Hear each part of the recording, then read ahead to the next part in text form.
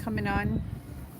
Sunday night, just got here to Mexico. Thought I'd jump on, just see what's up.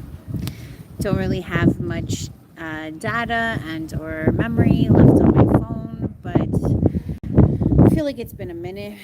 It's been a magical moment, just sitting here, just finally decompressing from the flight, from just getting to the sun. It's been live. It's been nice. Got away from all the snow and stuff. But, I'm sitting here and there's all this liveliness going on around me. And I realized that I was having this back and forth moment where I was seeing like my 25-year-old self, 30-year-old self, 35-year-old self for that matter, would have been jumping at the chance to like go out there and mingle and dance and do all this stuff at the very first moment I had, because I wasn't really in love with who I was back then. And the more you tap into who you are, and I think God is the one who shows us that as we move forward in life. And it's not just an age thing, because trust me, I know people that are in their 60s and 70s, still codependent, still lost, still confused.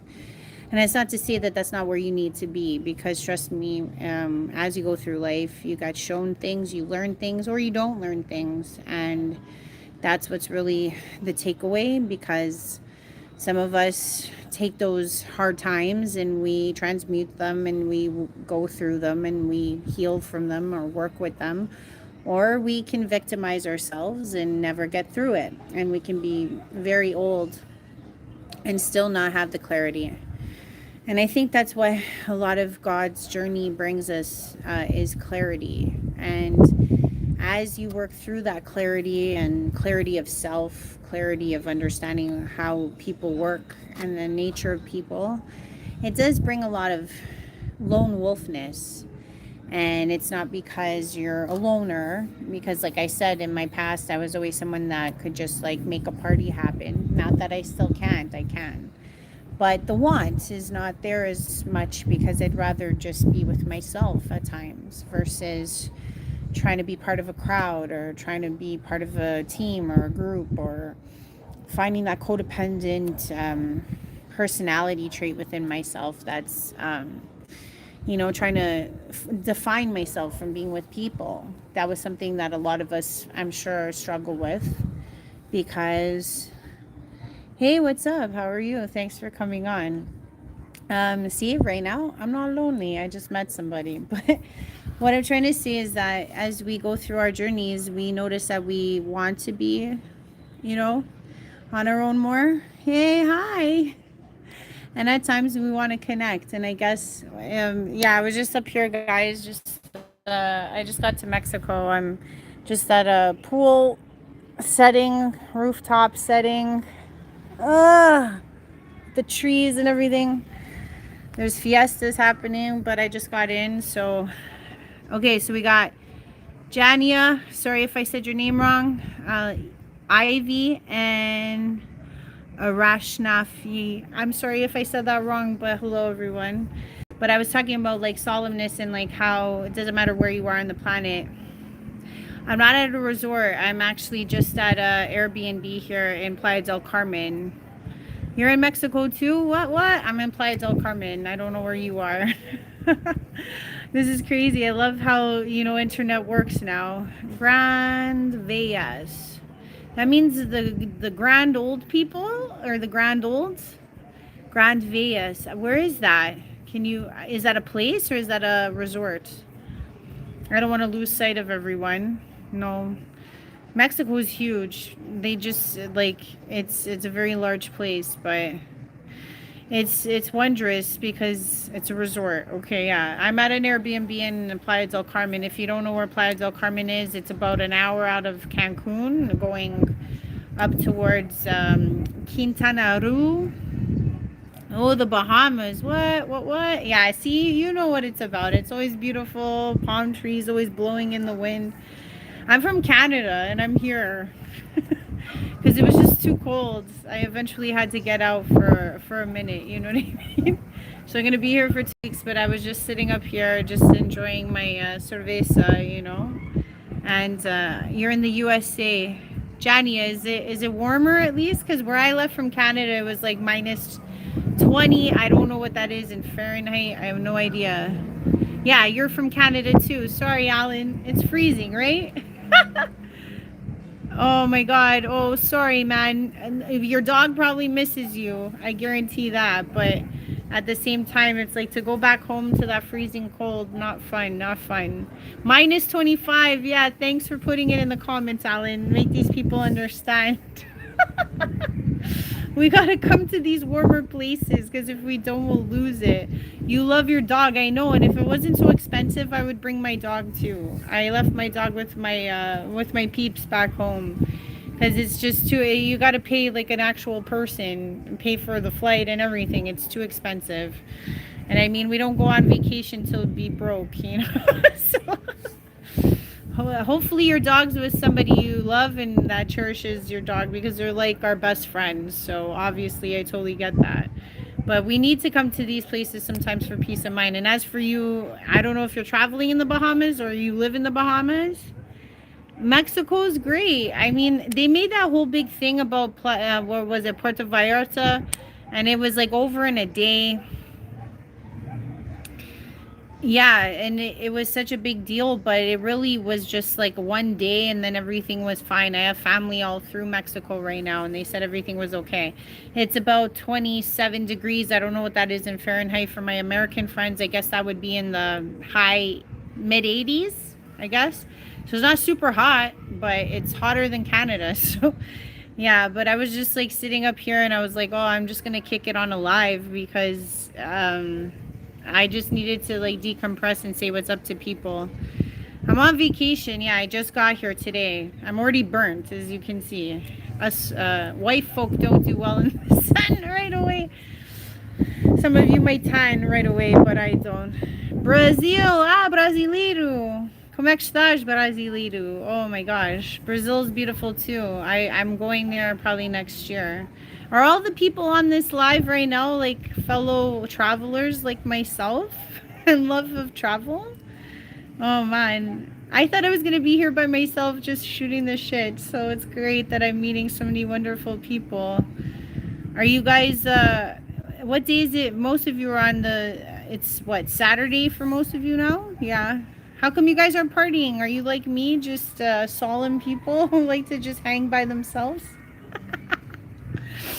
There's a bunch of fiestas going on, but I was like, I can't do that tonight because, you know, it just gets to a point sometimes where you just got to kick it alone to regroup. So that's kind of what I was coming on for. But I do appreciate all of you guys joining in with me. It's a blessing. I appreciate it. I don't know if most of you are my followers, but I was saying how like you're going on a cruise. I've never been on a cruise. Are they good?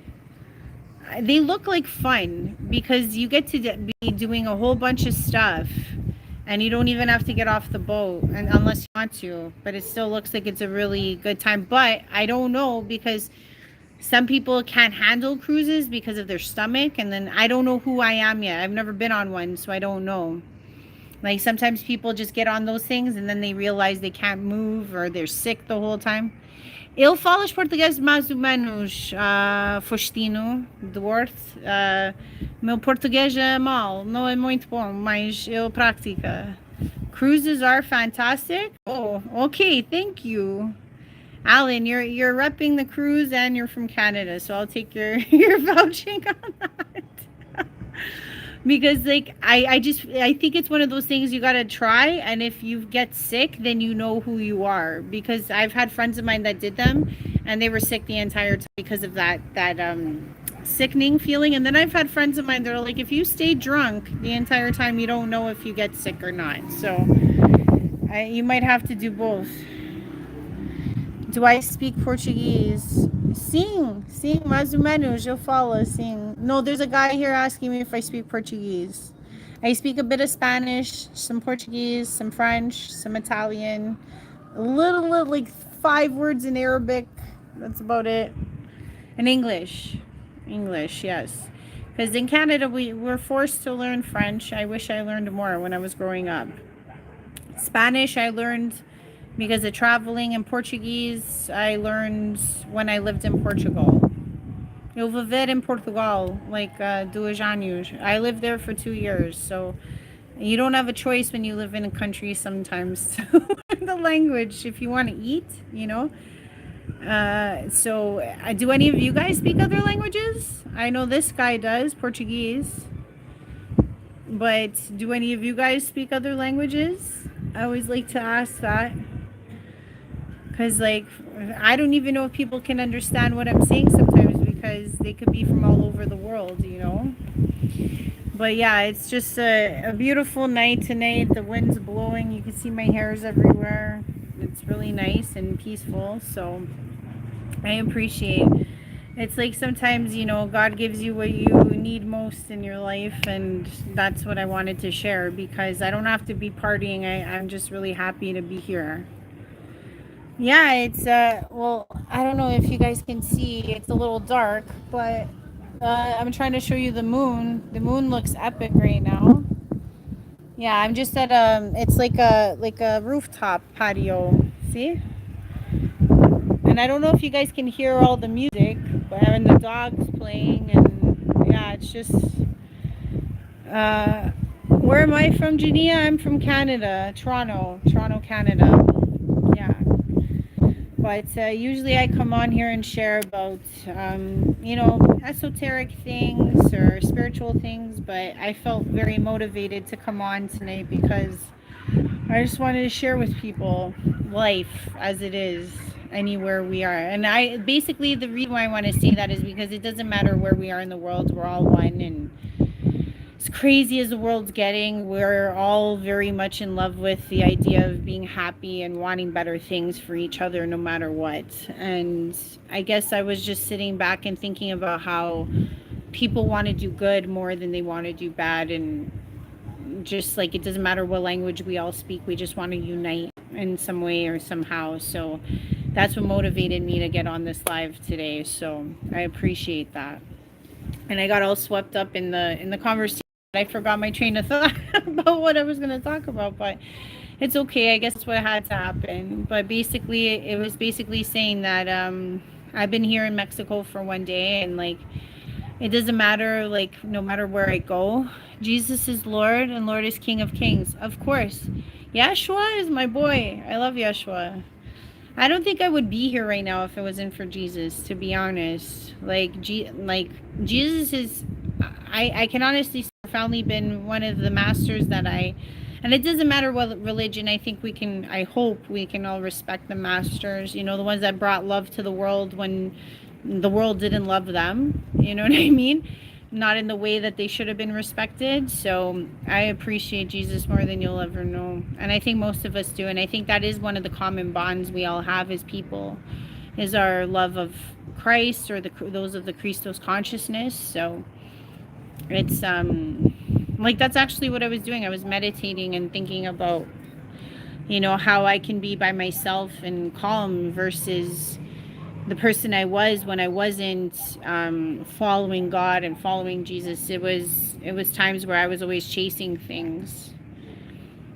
I was chasing dreams. I was chasing people. I was chasing, you know, parties. I was chasing trying to fit in, chasing everything. And as I developed within myself, you know, through learning more about Jesus, learning more about God, learning more about like what it is to go inside. And, you know, as Yeshua was always saying that the kingdom's with us, I feel like as we spend our time really delving in that, we start to be okay with ourselves no matter where we are. And that's why when I was up on this rooftop, I was just like, you know, I don't need to be where a party's at because I'm okay. And that's something that I don't think many of us could have done 10 years ago. You agree? Thanks, Alan. I appreciate it. And I think it's a blessing if we get to this place in our lives, you know, where we actually can hold our own and do the actual work, you know, because not for nothing, like a lot of what Jesus was trying to teach us was how to be, you know, okay with ourselves and how to stand up for right and wrong. And it seems like baby stuff, but it's really some of the hardest things because loving ourselves is so difficult. I think that's why we chase so much, is because we don't love ourselves. Or we think we do, but it's what the external life is showing us. It's not what's really true. Because if we loved ourselves, we could sit with ourselves. If we loved ourselves, we could be content. Like, we could find the smallest things and find joy. And I think that's what Yeshua was always trying to show us. That the external is really just the illusion. That the external was really just showing us what was wrong to begin with. And I think that's why Jesus always loved children so much, because kids rock it like rock stars. Jesus is anything to me, and I own him so much. Oh yeah, we all, you know what? Like, not for nothing. Like, it's really hard to do what he did. Like, not just to walk his walk, but then to also sacrifice himself the way he did, and then be misused through the generations and the hundreds of years as the way he was, because all he was trying to show was love. And then what did people do? They took his words, they transformed them, and then it caused wars, disgusting wars all through the ages. And I'm pretty sure that was not even close to what he was trying to achieve. But I know he had all knowledge, and he would know what his actual coming would create, and he made us very well aware many times that his coming would create those reciprocal received messages, as they did when he was alive. And I too, Alan, owe Jesus a lot. I don't think Jesus cares if we pay him back, but I think the way he wants us to pay him back is just working through his life, and just trying to be the best people we can. Try to help where we can, try to aid where we can, even in the smallest ways. Like, we're not all Mother Teresa's out here, but, you know, just to step in and help people in whatever shape and way we can is a way to repay, and to stand up for things and injustices and the wrong in the world, much like he did, is the easier things we can do as individuals. Because not all of us are going to, you know, shape the world and make miracles happen every day, but we can be miracles for someone else sometimes. And, you know, I know for myself, like, I've had people that just smile at me and make my day, you know what I mean? Or have helped me when I needed money, or like, you know, I didn't have money for a coffee, and they just said, pay it forward. Or it's like little things like that I think Yeshua and the Christ consciousness works through all of us. And there's so many warriors on this planet right now that are trying to do this work. We're all collectively joining and doing what we can, you know, just trying to live the way he did. And it's not an easy calling. I don't think that living in Yeshua's walk is easy. But that's why we do it, because to be like him, to forgive people, and I mean like really forgive people, because forgiving people isn't even like just forgiving people. It's about forgiving yourself. And forgiving ourselves is one of the hardest challenges that we can ever face in this life. Because how can you forgive anyone if you can't even forgive everything that you've done? You know what I mean? If you can't even voice the things you've done, or the wrongs, or the things that you have turned your back on people. And we all have done these things. And to really look at ourselves and say, hey, you know, like, not just trespassing, transgressing, it's like major and little things all at the same time.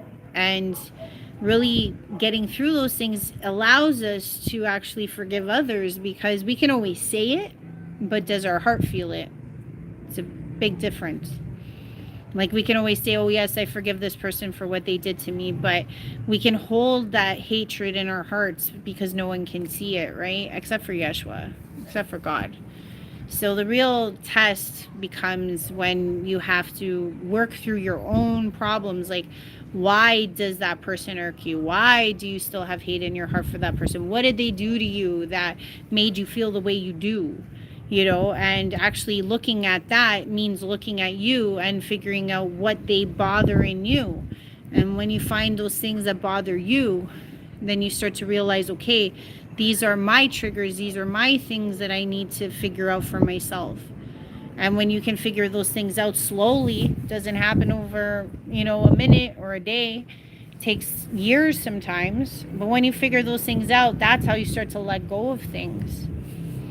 And I think that's what Yeshua was trying to teach us all that time. He only had not even a full life to try to do what he did, to try to share himself as much as he could. And I think realistically, why he knew everyone was going, those that were going to betray him were going to betray him, and why he had to go through, he was well aware of what he had to go through, because he knew that that would be the trigger moment for all of us to change. So I think that it was a huge sacrifice, because there aren't many people on this planet willing to sacrifice themselves in such a monumental way, because we still work so much within our egos. The ego wants us to stay alive. The ego wants us to conquer. The ego wants us to be, fighting for life and protecting us. And to say to ourselves, like, I'm going to sacrifice myself, is the true test of someone releasing the ego. Mind you, he knew where he was going. Mind you, he kind of, was very familiar with God and everything he was going to walk into after he did that. But, not all of us have that foreknowledge. And even when we sacrifice parts of ourselves for the greater good, it's huge and monumental, because God and Yeshua are watching that. And in some ways, I feel like we become like the foot soldiers for that, love. I mean, people think love is an easy thing, but it's really not. To love yourself, to love others is not, it's gimmicky. A lot of people think it's a gimmick. They're like, oh yes, share love, share light, share this. But it's like, do you really know what it's like to love people for everything that they are, for everything that they do? Even when they're dirty, even when they're wrong, even when they're horrible, to see them for who they are, that's not easy. Thanks, Alan. You're cool. Thanks for staying on. I appreciate it. Because, I don't know, I've been on this journey for most of my life, but like actually trying to be and walk with Yeshua has been several years, and I think that's how I end up where I am right now. Content. Not needing. It's people don't understand it, and if they do, like you do, Alan, it's because you've done the work too.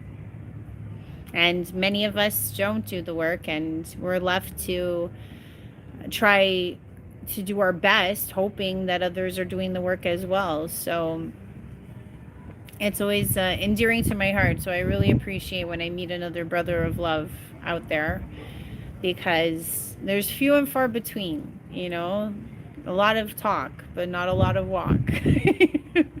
And I don't mean those that have to give up all their money to the church or give up all their money to charity. It's even just giving smaller things if you can. It's all about, it's being weighed in a sense of like what it means to you as the individual. Like if you're somebody, like for myself, who's a single mom, right? And it's gonna take away to help someone, but that help is needed more, and that the life is abundant. It'll always come back for you. To not hold on to those things because it's going to help someone, and you feel like this could injure me. My wife and I missed church today, and it sucks. Vacation with the kids. Well, I'm of the thinking, Alan, to be honest, church is wherever you make it. I find I don't have a really great church in my neighborhood. They're mainly all Catholic churches that are very, I'm not saying anything bad about the Catholics. It's just that I've never found a good congregation, put it that way. But it doesn't stop me from praying, and it doesn't stop me from meeting people and sharing like we are right now. You know what I mean? Church is where you make it. Like we're talking about Yeshua, and we're talking about God, and we're finding solidarity within ourselves. That's a church right there. You know what I mean? Because I do believe that it is within us. It's to be shared, it's to be part of. And sometimes the building is fantastic and the people within it are fantastic, but at the same time, it's like I know people who go to church and feel like that's enough, and they feel like, oh, all of my stuff is, released because I entered the building. And I also feel like that's also mystifying, because if you're not bringing that heart with you even outside of the doors, then you've missed the point of that, that congregation and that church. And so I'm sorry you went through that, Alan. I know if it's a routine and it's something that makes or uplifts you, I totally get it. I I also find that I've tried many churches and I just don't find the heart. I think it's really hard to come by, at least in my city in Toronto, to find really good churches. It's they're always trying to get you to give up, monies and this and that, and it's like, I don't mind giving up my money, but I there is one church down the street from me that I do volunteer at, and I love going to them because I know that my money goes to the food banks, and I know that my money goes towards helping the people. And I find that, like, it's so hard to find those places because a lot of them are, you know the money is to support the the bigger congregation, put it that way. So if you do have a good church, Alan, kudos to you, because I feel like, growing up, like, I was brought up Catholic, and I would go to Catholic school and church, and I found that a lot of people would act some way within the walls, and then they'd act another way outside of the walls. And I feel like if you can't be that person everywhere, then church is just a facade for you. It's just something that you put on, like a hat or a shirt, and you wear it thinking that you're going to be absolved of everything. And I think that's like a band-aid. I don't think that that's how it works, because your heart knows, your soul knows when you're doing wrong. So it doesn't matter how many times you attend, if you don't really get on your knees and feel the feelings and know that you've committed those sins, if that's the word you want to use for it. But really, I think sins are just like scorches and scorns against your own soul and your own heart. And I don't think that people spend enough time, really, or if they do, I don't know. People need to comment more, but I know I've ended up on my knees a lot praying to the Lord for the things I've done wrong, and really knowing the difference between when I just said it, in confessions and whatnot, and to when I actually felt it and meant it and wanted to do something different about it. Because if you're just going to keep doing it over and over again, then you really didn't, mean it. It's like changing the behavior, changing, like, the reasoning of why you're doing the sin over and over again is really important too. Because sometimes we don't even know why we're sinning.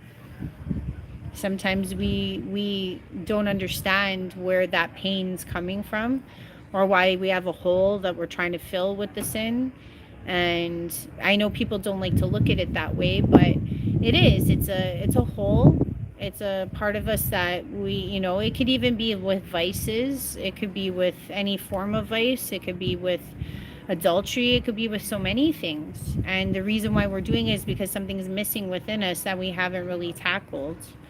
So I don't think sin is something that can't be changed. I don't think sin is something that is with us forever. And I don't think it's easily, disregarded and pushed away, because it'll always rear its ugly head once again. If it's the right temperature, the right place, the right people, you may do it again, because whatever brought you there in the first place wasn't satisfied and wasn't fulfilled or wasn't healed. So sins can vary on so many levels, and we don't even know why we're doing it. But I do feel like as we move through our lives, we have to take those moments and realize who we are and why we do what we do, and take full responsibility. And I know for myself that I wasn't perfect. I'm still not perfect. And I'm okay to be imperfectly perfect, you know what I mean? Because there's always room for growth, and there's always room for change and learning, the eternal learning. I love that. I think if we just stop learning, then we just become stagnant, and I think when I try to think of absolute love, it means getting to know every walk of life as best as I can. I am somebody who tries to know every race and understand everyone's walk of life because I don't know what it's like to be in many people's shoes. I only see through these eyeballs, you know? So I know that, like, I think that was something else that I always loved about Yeshua too, is like he wanted to be with the people, you know, sitting on the mound, not in an altar, not in a big fancy place. He always just wanted to be with the people, no matter what their walk of life was. If they were rich as rich or poor as poor, he wanted to be with them and understand them. And I think that's what a lot of us can try our best to do, is to understand where we're coming from, no matter what shade or what sex or what religion, because it's all, you know, it's all about understanding at this point, especially for where we're headed in this world. If we don't start to understand each other more and more and know that we're all reflections of each other, really. Like that was really how this life started, was about reflections, and how like I can meet people from, you know, another country, and there's still all that love to be had. They still want to help you. They still want to show you, you know, the right directions, the things of that nature, and they don't have to, you know. And I think ultimately people are good. It's just that, you know, the few bad apples or the many bushels of apples out there are trying to spoil the bunch. And, you know, in some ways, a lot of people say, like, oh, why don't we just do this and why don't we just do that? It's easier said than done. Just like walking with Yeshua is easier said than done. So I think, like I said, the best thing we can do is try to be as much like Yeshua, and that unfoldment will help us navigate, you know, the rest, like what we can forgive and how we should forgive and how we should walk. Because if we're always angry and we're always full of hate in our hearts, and we say one thing on the outside but we really don't feel that way on the inside, then it's not transmuting anything. We walk aimlessly without knowing who our hearts, you know, where our hearts lie. And I think as I grow older and I read more and I try to understand the Lord more and more and more, I realize how much there's still to be learned. And when I was sitting out here, I was just kind of thanking God and thanking the Lord that I can just sit here calmly and happily and not need, you know, the external to fulfill me anymore. And, you know, and that means on all levels, you know. I don't chase anymore. I attract the good people I need in my life. I attract, you know, abundance in the sense of, like, you know, realizing, just like any sovereign being on this planet, that we deserve, you know, goodness in our lives. Like, we don't need more than what we really need, but a lot of us want more than we really need. There's a difference, and that's why I think manifestation sometimes is really a big business out there, because people want more than they really need. And God is always providing what we really need. And what we really need is simple things like joy, understanding, happiness in the moment, food, shelter. And I know that there's people out there that don't even have that. But I also feel like there's always a way. Always. And I mean, it's not like I can house all the homeless, but for those that I do know or meet, I do spend my time talking. And I'm not saying that I'm going to be the one to get them off the street, but I know that as God shows them certain paths, they can take it or not, or they can take the steps needed to help them out. And they'll put them, God always puts us in directions to those that can help what we need. And I believe that wholeheartedly. And I think sometimes faith and belief is one of the hardest things for people too, because again, it's like sin. It's like we can say we believe in these things, but do we really believe? And belief is one of those things that it's you don't think it through, you just act. Like, if you believe in God and if you believe in Yeshua, then you know that everything you need will be provided for. And you walk in that faith every day. And you don't contemplate it, you don't criticize it, you don't overthink it. You just act as if it is already existent. So it's a little, tricky for some people, but it is worthwhile. There's a huge dog fiesta going on. But I think that's it for me. Thank you for letting me share in God's love, in Yeshua's love, because I was thinking back to years back, and I don't think I would have been as content doing the same thing I'm doing today if I had not followed and believed in myself, believed in God, believed in everything I needed to believe in. And if I could talk to my younger self, I probably wouldn't have believed a word I was saying today. But I think God's graciousness is all around us if we just open our eyes. And I think it's not something that is to be over analyzed and criticized within ourselves. Like, I'm content right now that I'm sitting here, just with my cerveza, and I have this beautiful breeze on my face, and I'm out of the cold, and I'm grateful for that. Sure, I'm not partying. Sure, I don't have $1 million, but it's these things that give us all that we need in our lives that we have to be grateful for. And I think that I'm blessed to have people come on and share with me tonight. Had a lot of you come on, and I appreciate it, because that's what the world's all about. It's about helping each other out, even in the smallest ways. It's coming on, saying hello, to each other, and it might perk up a day, perk up a night, wherever you are in the world. So I see that there's 2 people on here, but I am finishing this live for tonight. I do appreciate you guys coming on. I am in this beautiful setting here. If you guys can see it, I don't know, but I'm just at an Airbnb in Mexico, just up on the rooftop here as I stare at the beautiful moon, etc. But as the air was just, blowing through my hair, I was like, you know what, I want to come on a live and kick it with people. So, buenas noches, todo. And I hope you have an excellent night wherever you are. And, write some comments, write a message, and share in what I share. And I'll probably come kick it live again another night here in good old Mexico. Bye for now, guys. Good night. Thank you. Oh, you're welcome. Thanks for sharing. Oh, bye, Alan. Bye.